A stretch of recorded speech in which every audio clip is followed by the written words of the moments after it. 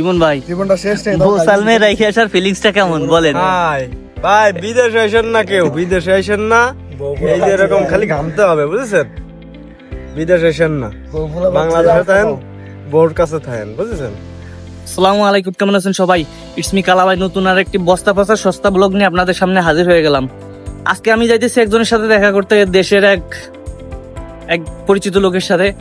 তো তার সাথে ফার্স্ট টাইমে দেখা করতেছি, কারণ দেশ থেকে দেখা হয়েছে, সে আভাই ছিল আর আমি জোবাইলে। তো কালকে কল করছে, আসতেছে, এখন তার সাথে একটু দেখা করতে যাবো। চলুন। বাসা থেকে বেরিয়ে রোডে চলে আসলাম, আর রোডে কিন্তু প্রচুর পরিমাণে গাড়ি ঘোড়া, যার জন্য আপনাকে কিন্তু ঢাকার মতো আপনি বের হইলে সামনে চলে যাবেন, গাড়ি ব্রেক করবে এরকমটা না। এখানে যাওয়ার জন্য আপনার একটা টাইম আছে, সেই টাইমের জন্য অপেক্ষা করতে হবে। সো চলে আসলাম দেখতে দেখতে সাগর পাড়ে। এটা হচ্ছে আরব সাগর, আর ওই যে ভাইরা আসতেছে, তিনজন আসতেছে। তো ভাই আবার একটু আর একটা ভাইয়ের ক্যামেরা ধরে ভিডিও করে দিতেছে, আর আমি এখানে দাঁড়িয়ে তাদের জন্য অপেক্ষা করতেছি। আর বাইরে ভাই কি গরম সৌদিতে, এই যে কিছুদিন যাবত হয়েছে 49 থেকে 50, 48, এর নিচে কোনো ওয়েদার নাই। আর যে মানে বের হইলে আপনি গোসল করে যাবেন ঘাইমে ঘুমে, একদম অবস্থা খুবই খারাপ। দেখতে দেখতে ভাই চলে আসছে, ভাইয়ের সাথে একটু হ্যান্ডশেক করে নিয়ে আমরা হাঁটতে হাঁটতে পার্কে চলে আসলাম। এবং পার্কের পরিবেশটা কিন্তু খুবই সুন্দর, এইখানে সবাই ঘুরতে আসে। দেখেন খেজুর গাছ আছে চারিপাশ দিয়ে, আপনি চাইলে খেজুর পেরে পেরে খাইতে পারবেন, শুধু আপনাকে কষ্ট করে একটু গাছে উঠতে হবে, তাছাড়া আপনাকে কেউ কিছু বলবে না। বিদেশ তো আসবেন, বিদেশ আসার আগে একটু আমাদের কথা শুনে নেন, ভাই কি বলে বিদেশ আসার জন্য।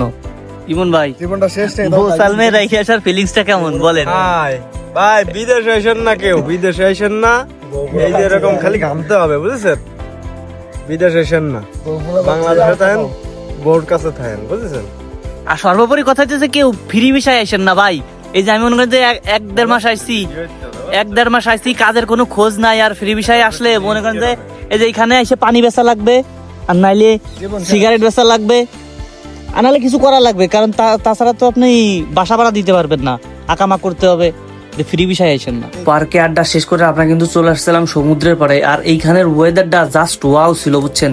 যেমন বাতাস ছিল তেমন মনে করেন যে চাঁদ উঠছে আকাশে, আর চারপাশের একটা ফিল পুরাই অস্থির। আপনি কক্সবাজারের মতো একটা ফিল পেয়ে যাবেন এইখানে আসলে। তো আমরা চারজন এসে এখানে বসে বসে আড্ডা দিতেছিলাম এবং সমুদ্র দেখতেছিলাম, আর যে যারা প্রয়োজনীয় কথা বলতেছিলাম বাসায়। আচ্ছা চলে যান ভাই, আবার দেখা হবে ইনশাআল্লাহ ভাই।